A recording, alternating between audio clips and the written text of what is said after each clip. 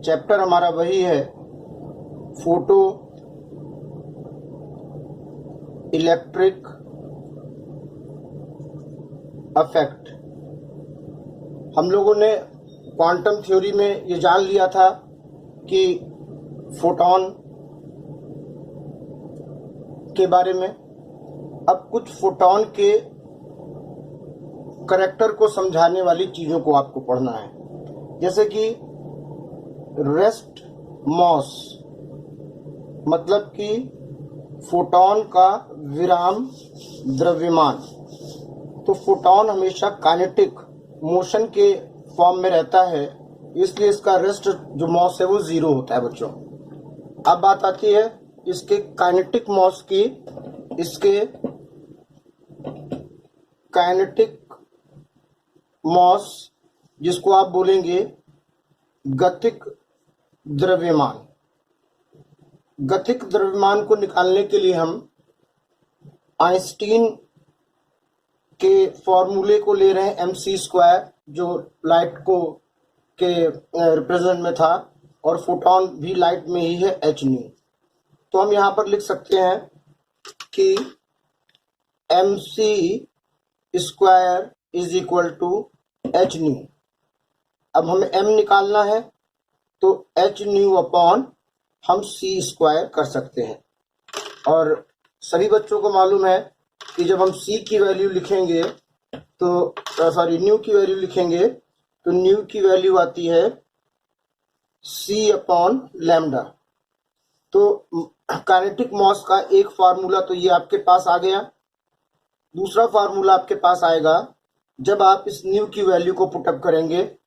m is equal to, यहाँ पर new की वैल्यू को पुटअप कर रहे हैं इस जगह, h c lambda upon c²। तो ये कैंसिल आउट हो गया, आपके पास बच रहा है m h लैम्डा c। ये हमारे पास दो फोटॉन के काइनेटिक मॉस, गतिक द्रव्यमान के फार्मूले आ गए।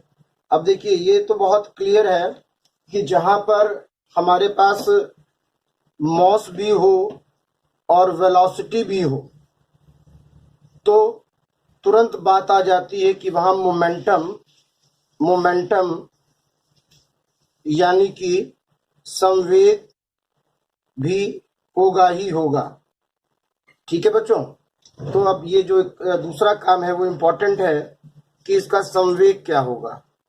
तो देखो, ये P is equal to mv एक जनरल फार्मूला है। अगर इस फार्मूले को हम लाइट के लिए लेकर चलें तो हम लाइट की वेलोसिटी को v से नहीं c से प्रोड्यूस करते हैं। तो हम यहाँ लिख सकते हैं P इज इक्वल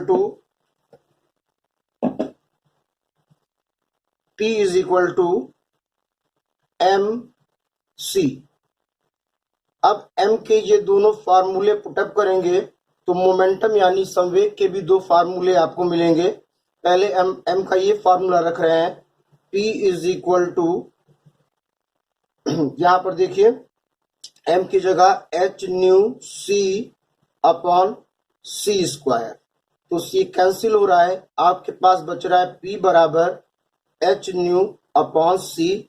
एक बिल्कुल सिंपल तरीका फोटॉन के मूवमेंट को, संवेग को निकालने का। अब दूसरी बात, इस फार्मूले को पुटअप करें। इस फार्मूले को यहाँ पर पुटअप करते हैं तो हमारे पास आएगा P is equal to m की जगह h लैम्डा c और एक c यहाँ ऊपर की ओर है जो कि कैंसिल आउट हो जाएगा, और आपके पास आएगा formula P is equal to h upon lambda. तो ये कुछ रिलेशन थे फोटॉन को लेकर के, जिन पे कभी ये फार्मूले पूछ लिए जाते हैं और कभी आपसे इन पे छोटे मोटे न्यूमेरिकल पूछ लिए जाते हैं, जिसकी सिर्फ वैल्यू रख के कैलकुलेट करना होता है। इस पे कोई बहुत बड़े न्यूमेरिकल नहीं आते हैं, इसके न्यूमेरिकल मतलब बहुत लाइट होते हैं।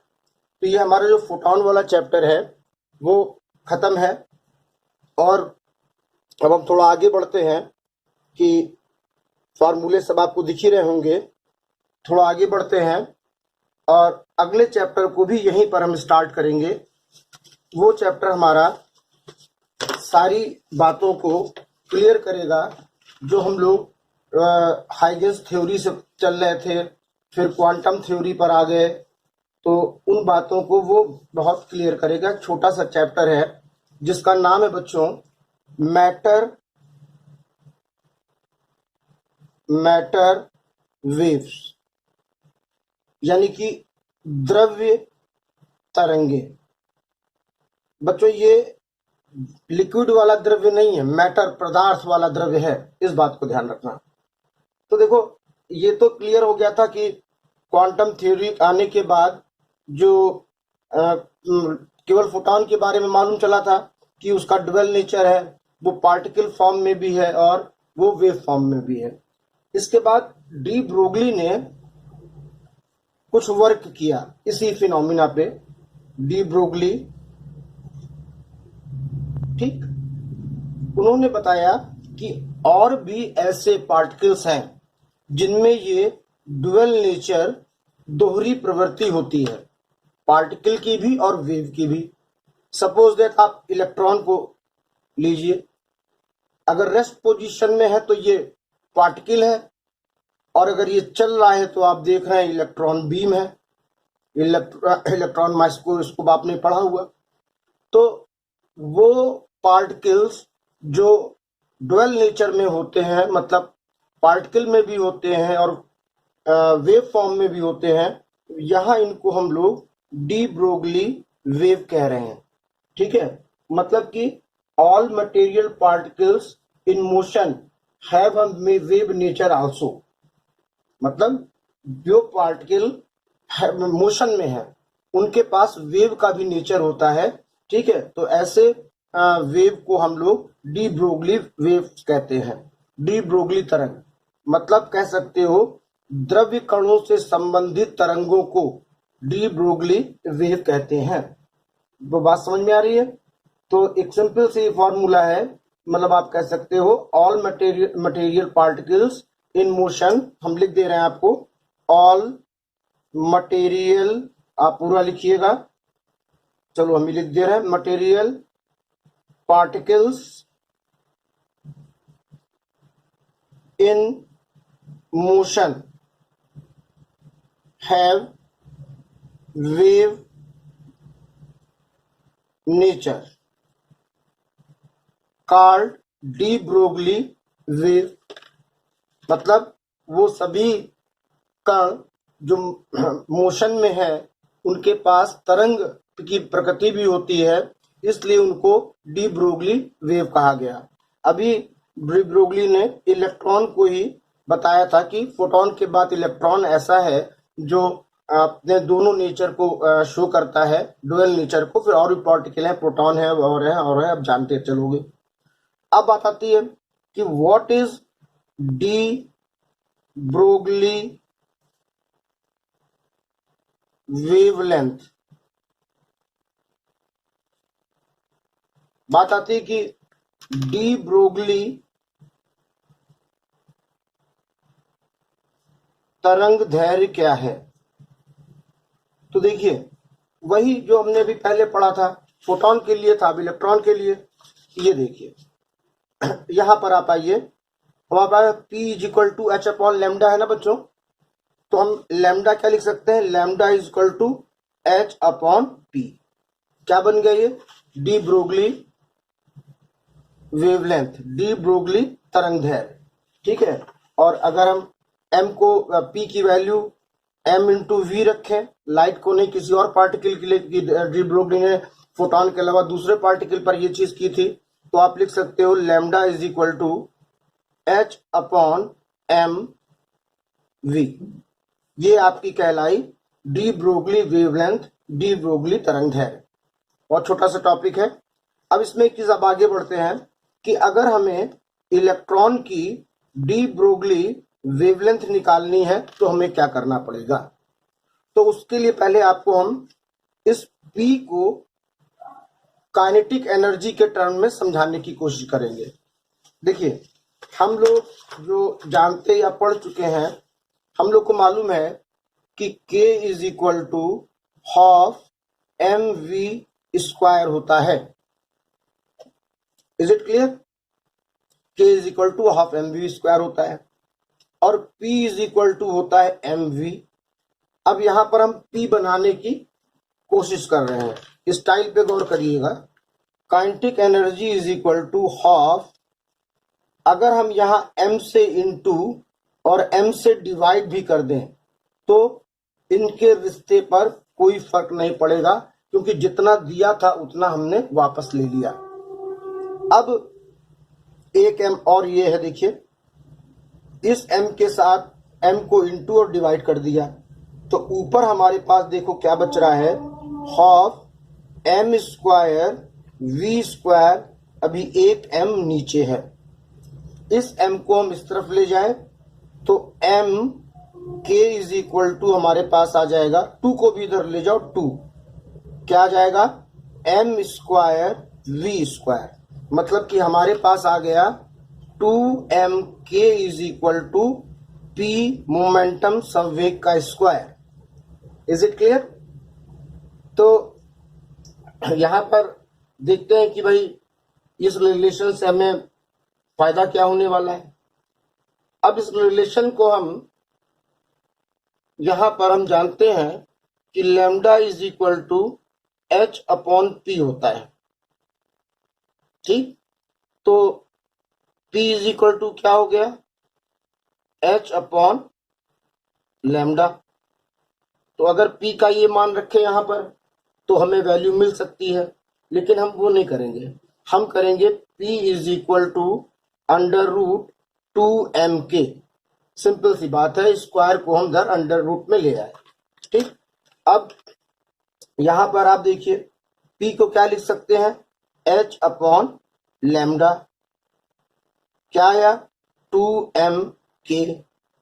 अब हमें लैम्डा को ऊपर लेना है, लैम्डा को ऊपर लेना है तो जाहिर बात है इक्वेशन हमारा रिवर्स कर जाएगा, lambda upon h is equal to क्या आ जाएगा, ये 1 upon 2mk। Just simple, h को इधर दे दीजिए तो लैम्डा इज इक्वल टू आ गया h 2mk। तो ये हमने इलेक्ट्रॉन की डी ब्रोगली वेवलेंथ या किसी की भी वेवलेंथ निकालने का फार्मूला जान लिया। अभी इसको इलेक्ट्रॉन में के लिए भी आपको बताएंगे। या अब देखिए, अगर हमारे पास एनर्जी इलेक्ट्रॉन वोल्ट में है बच्चों, तो यहाँ के की जगह हम लिख सकते हैं lambda h upon under root 2m electron volt. क्या लिख सकते हैं, 2m इलेक्ट्रॉन वोल्ट। तो ये हमने एक कैलकुलेशन किया है सिंपल सा, जो आप लोग समझ रहे होंगे, ठीक है। अगर मान लो इसी चीज को हमें लैम्डा के लिए निकालना होता, इसी चीज को आपसे कहा जाता find the de Broglie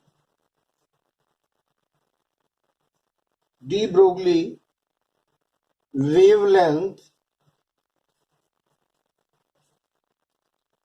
for electron. Electron का डी ब्रोगली तरंग दैर्घ्य निकालिए। तो फॉर्मूला अभी अभी आपने देखा, ये फॉर्मूले को देखिए, क्योंकि लैब में तो काम इलेक्ट्रॉन वोल्ट से होगा, तो जाहिर बात है lambda is equal to h upon under root 2me v हम लेते हैं। हमें निकालना क्या है, इलेक्ट्रॉन का डी ब्रोगली वेवलेंथ, ठीक है। अब h की वैल्यू आपको मालूम है, इलेक्ट्रॉन का मॉस आपको दिया होगा, ठीक है। और ये काम अगर v is equal to 150 volt पर किया जाए तो आप कैलकुलेशन ना करिएगा, आपके पास ये लैम्डा आएगा 1227 अंडर रूट v एंगस्ट्रॉम, ठीक है। अब इसमें हमने जो ये 150 लिया है, ये आपको समझना पड़ेगा कि ये किस चीज के लिए लिया है। देखिए ये यहाँ पर इसको हमने निकाला इस तरीके से है, देखिए मैं m की वैल्यू रख रहा हूँ, देखिए h ऊपर है 6.63 इंटू 10 की पावर -34, फिर नीचे मामला अंडर रूट में है, तो अंडर रूट m इलेक्ट्रॉन का मास दिया रहेगा 10⁻⁻31, ठीक है।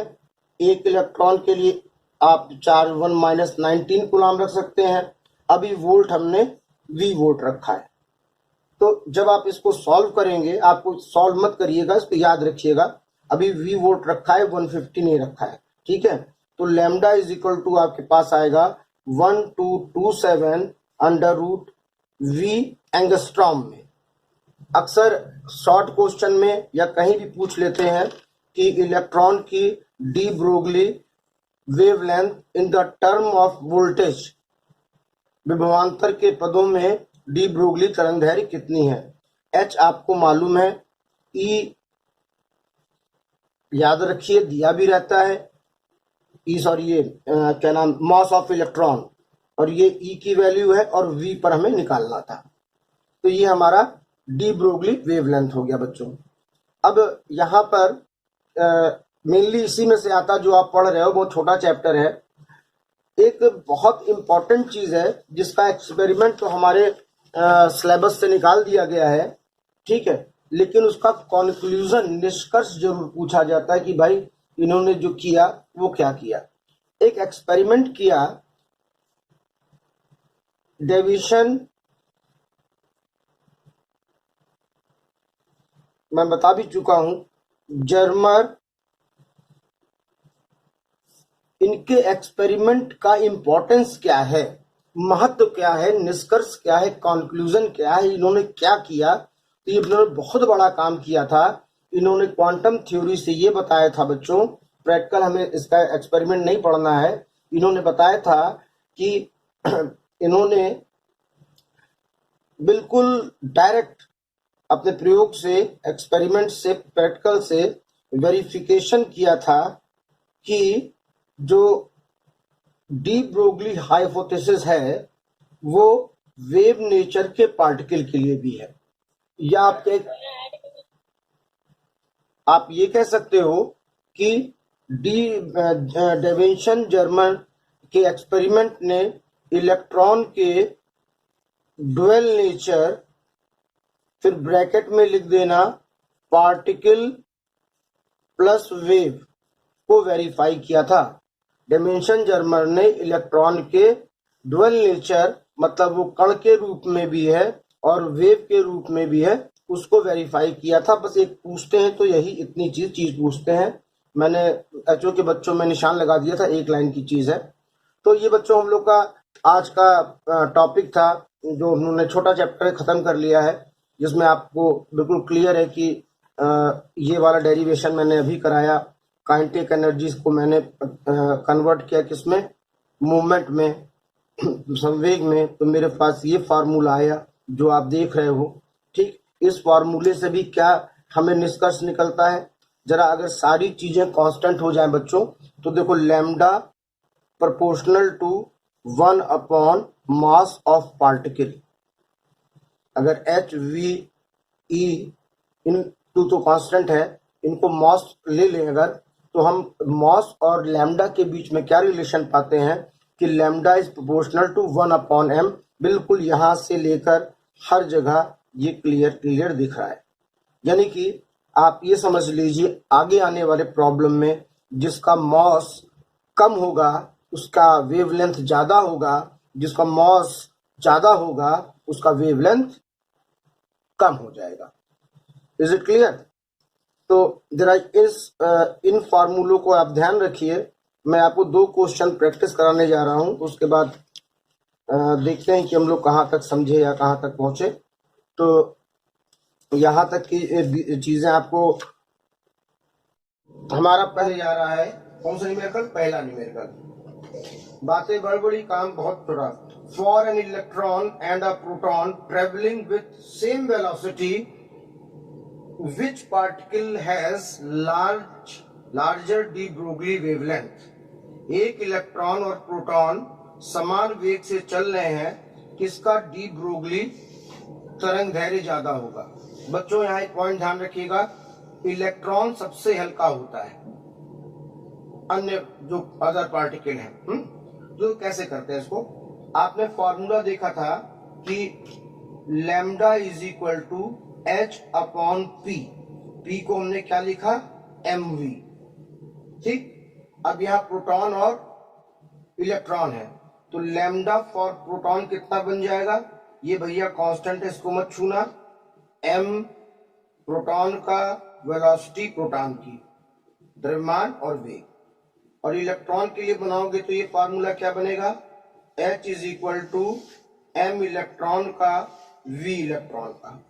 इनको आप इक्वेशन 1 मान लीजिए, इनको आप इक्वेशन 2 मान लीजिए, और जब आप इनको डिवाइड करेंगे बच्चों, तो हमने डिवाइड किया lambda p upon lambda electron. तो देखिए यहां पर लिखा था ट्रेवलिंग विथ सेम वेलोसिटी, समान वेग से चल रहे हैं, तो vp और ve आपस में बराबर हो गए, कैंसिल आउट हो जाएंगे, h और h भी कैंसिल हो जाएगा। ठीक, तो देखिए आप करके देखिएगा, ये दिया है इसलिए कैंसिल होंगे, h कांस्टेंट है कैंसिल होगा, आपके पास आएगा mass of electron and mass of proton, mass of electron and mass of proton, आप करके देखेंगे आपको यही मिलेगा। अब देखिए इक्वल लगा है तो क्या होगा भाई, जो रिलेशन इधर होगा वो रिलेशन इधर होगा। अब आप सब कह सकते हैं कि mass of proton is greater then mass of electron, electron बहुत हल्का होता है, तो इस रिलेशन में ये वाला बड़ा है, ये वाला बड़ा है, तो जाहिर बात है कि यहां पर ये भी मैक्सिमम होगा, ज्यादा होगा क्योंकि बराबर लगा है, और lambda is proportional to 1 upon m, जिसका m मैक्सिमम होगा, ज्यादा होगा, उसका लैम्डा लेस होगा। ठीक है, अब इलेक्ट्रॉन की बात करिए, तो इलेक्ट्रॉन गौर करिएगा, इलेक्ट्रॉन का मास, इलेक्ट्रॉन सबसे हल्का होता है, ये क्या है, कम है, तो जाहिर बात है उसकी डी ब्रोगली वेवलेंथ मैक्सिमम होगी, ज्यादा होगी। तो इस क्वेश्चन का आंसर था कि किसकी डी ब्रोगली तरंगदैर्घ्य ज्यादा है, which particle larger de Broglie wavelength, तो उसको हम कैसे निकालेंगे, lambda proportional to 1 upon m। Electron पर आइए, इलेक्ट्रॉन के लिए क्या होता है, ये कम होता है, तो लैम्डा किसका ज्यादा होगा, इलेक्ट्रॉन का, तो ये आपने इलेक्ट्रॉन के लिए लिख दिया।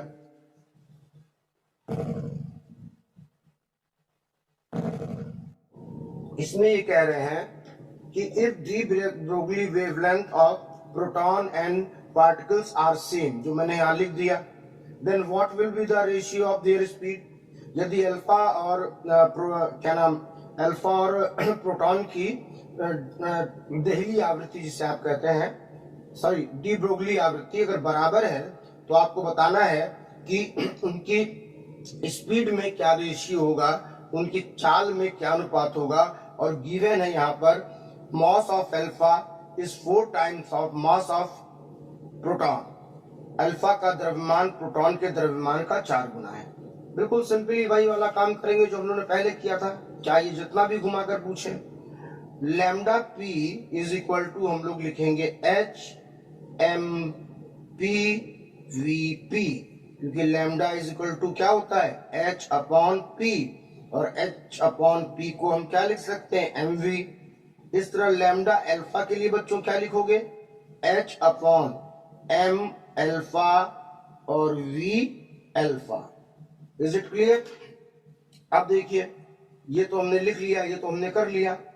अब यहाँ पर क्या क्या चीजें दी हुई हैं, यहाँ पर जो चीजें दी हुई हैं, एक तो ये दोनों बराबर हैं, आपस में अगर डिवाइड करेंगे तो कैंसिल होगा, और m अल्फा की जगह हम 4 प्रोटॉन लिख सकते हैं जो कि आपस में कैंसिल होंगे।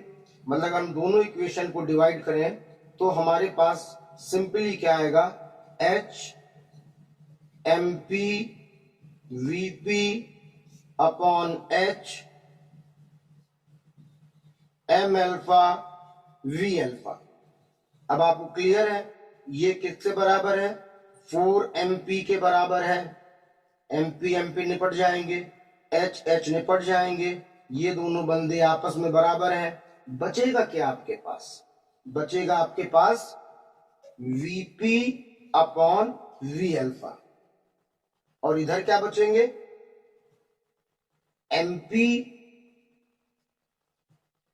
सॉरी एम अल्फा एमपी, ये आपका बचेगा। और इन दोनों का रिलेशन आपको साफ साफ दे रखा है कि M alpha is equal to 4 time of MP. ये भी बिल्कुल वही क्वेश्चन है। अब यहां पर आपको एक काम करना है, जब आप फ्री होंगे उसको जो भी आंसर आएगा आप लोग यही YouTube चैनल पे कमेंट बॉक्स में इसका आंसर लिख के डालेंगे, सभी लोग आंसर डालेंगे।